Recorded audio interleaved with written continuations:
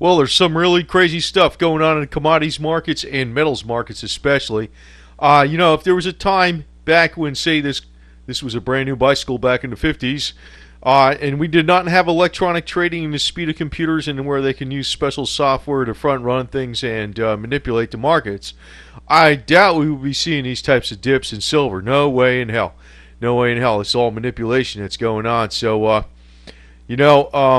now, what I found interesting is I tried to find the chart that was the global manufacturing index.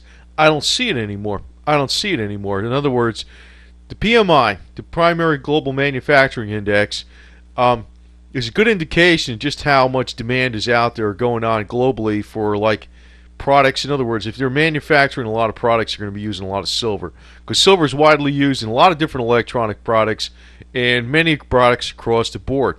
The only thing that's used more in more different areas is oil, but silver's number two. It's widely used.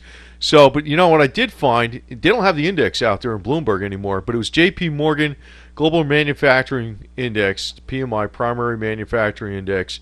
And it actually went up in March. It actually went up. And usually when you see that type of stuff, you would think, hey, there's going to be more demand on the metals.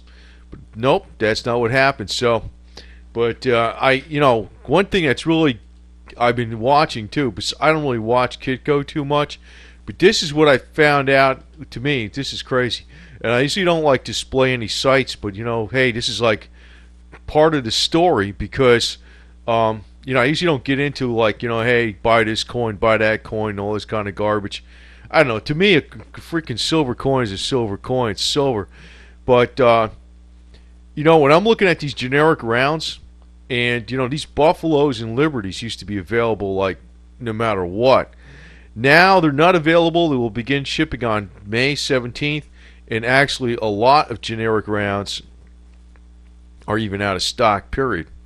Not even back ordered. So these are the ones that are back ordered. But now, if you get back, you look at the next page, more of them are just, like, totally out of stock. You can't even back order them. But, I'm talking about, this isn't the good stuff. I mean, it's not bad. It's bad, but I mean, it's not the things that are more desirable by some people, like the American Silver Eagles, Canadian Maple Leafs, Austrian Philharmonicas, or whatever. They're not. These aren't even around. Or like, if you want to get some something like the peace dollars, J.P. Morgan, the peace dollars and stuff from the 1800s and 1900s. That stuff's all out. It's all out. So this is freaky that when you're looking at generic silver rounds, nothing's available right now. And more than half of them just say out of stock. And on the other half, you're going to have a wait of about, more than 3 weeks. More than 3 weeks before they even begin to ship. So I don't know if this actually could, it could do anything. It could drop down. But sometimes when people are expecting, like, hey, girl here is looking back and you're expecting something to happen, it doesn't happen.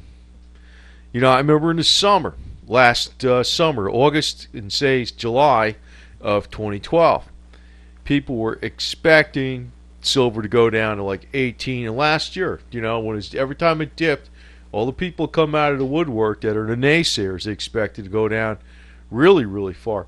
Now, fundamentally, this PMI is up and everything is up. For manufacturing's got more demand. Silver is flying off the shelves as far as the coins go, and if it's flying off the shelves like that, coins is still a large enough percentage of buying that it shouldn't be that way. It just shouldn't be that way where the price is dropping. So, it's like, you got the, if you're expecting, you're sitting here, you're sweating around like old girl here, you're expecting something to happen. It may not happen. The mood right now is it's going to go further. In the face of all data to the contrary, it still can go further down. It still could because it's an electronically manipulated market. Before, in the olden days, it's like you just didn't have that type of deal. You just couldn't do that. They couldn't do these kind of shenanigans the way they are today. If this was in the 1950s when this Swin bike was brand new, You just couldn't do that type of stuff back then. You just have the computer power, the vacuum tubes would all overheat, and that would be the end of it. But this is modern times, We got the new tricycle here by Goldman Sachs, and they're just flying around the trading floor with this little bicycle thing here, and they got their assistant on it, and they're just trading. I'm sure Manarino used to do stuff like that. He had an assistant like this too, I'm sure. Right there, Greg? Anyway, I figured I'd mention him. But I want to tell you, it could be that the damn equities can tank anytime.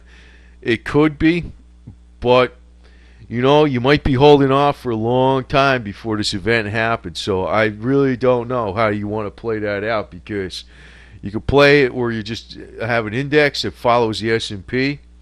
You might want to do it that way. You might just want to, I don't know, a reverse index, you know what I'm saying? That betting that it goes down. They got stuff like that. That may not hurt as much because you can hold on to that a little longer. You can hold on to that for a damn year. But there's so much money printing, as Mark Farber says, the stupid Dow, and the Dow could go to 16,000 for all we know, right? So old girl here, she's on the trading floor, and she's like, they're manipulating the markets up, up, up. I think they're going to have a flash crash one of these days. There's going to be a terrorist attack, and, maybe it'll scare everybody out of the market, the typical lemmings and stuff like that, the freaking morons, the Muffets, or whatever Goldman Sachs calls them. You know what I mean? The people that get scared out of it, right? And because they'll be expecting, it's going to go to 8,000 or what. I think it might crash down one time, but it'll recover. Usually it does. It's like every time you look at the markets, the general markets, when they crashed down, they recovered. Even in the 30s, they didn't recover all the way, but they recovered. They had a bounce. Sometimes it's better, you're going to get most of your money back if you wait. Most people won't, though. It might take a couple of years, but they'll get most of their money back, even if it's in a bear. Even if it's a bear. So, like, say the markets did. But I don't think they're going to flash crash. There's so much money printing. The markets might go up. I think they'll flash crash, but I don't think they're going to stay down. The markets may go up, and silver and gold will go up too, all at the same time. It's probably not going to be one negates the other. So, like old girl here, it's like she's expecting something to happen. She's waiting for something, but a lot of people, it's almost like they throw curveballs at you. Just that's why Mark Farber makes so much damn money. He makes it on his own, actually. That guy, he has a sense as to what the crowd is doing is what you shouldn't do. So right now everybody's expecting silver to go down. I'd be scared to freaking short silver now, man. I was scared to short it even when it was like 27, 28. Because I didn't even know if it was going to bust through 26. If you're looking at this PMI index and stuff like that that's out. Now, if you look at just Europe's index, it's down. But globally, it's up. So, maybe they're fixed numbers. Who knows? But that's the numbers, man. And it'll no longer have a chart on Bloomberg to tell you what it is, but it's up. It's not up a lot, but it's still up. But I'm talking about the manufacturing index, the manufacturing part of the PMI, the manufacturing. So that's including what people used in silver. They use silver in manufacturing, a lot of different items. So why would it be down? Plus all this coin buying? I don't know, man. This is crazy stuff. So just like old girl here with old graffiti. So this would probably explain the markets too. These are probably mushrooms back here. And I think all the freaking traders are eating mushrooms. That's why they're selling gold and silver on the floor. But everybody else who's not eating mushrooms, I don't know if these things are mushrooms, but they're probably eating mushrooms. This is symbology of the stockbrokers in Wall Street, And pink kitty back here and Mickey Mouse ears. Because I don't really think they know what the hell. If I was a trader and I was in New York and I was making all kinds of wampum paper, I tell you what, I'd be buying silver and gold on the side. Now, I know the real big guys like the millionaires and stuff like that, and not millionaires, I'm talking to billionaires, it's obvious they can't invest in silver because they got too much damn money. They might be able to put like 1% of their portfolio or some crap in silver, and even that can move the market pretty hard. But say you had, you were a multi-billionaire, and you wanted to put 20% of your wealth into silver, man, forget about it. You just couldn't do it. You'd be driving the market up yourself. You'd be like the Hunt brothers. You'd be cornering the whole damn market, putting part of your money into silver. Doesn't take that much. Because of all the coins available, I think the investment side is like 27%. That's ETFs and coins all put together. And out of 1 billion ounces. So you might have, I don't know, 10, 15 million ounces. I don't know what it would be exactly. What, maybe 100 million ounces you can invest that's available to the public every whole year. I mean, if you got, that's like, I don't know, three. I mean, if you got billions of dollars and you got all these billionaires out there, no way in hell could they invest that much money in silver. And actually, why the hell would they? Because the stupid thing's going all up and down all over the place. And you think about it, that's the deal with silver and gold. If everything was silver, if all money was silver and gold, guess what? Most of the money would disappear that these guys had. It would definitely have to, because it's just there's not enough of it around. But there's one. I know Lindsey Williams is kind of a crackpot. I know he is. I know he's a little bit. I don't know what the deal is exactly with this guy, but he's got semi-truths in there. But I'm going to look at one thing, common sense 101.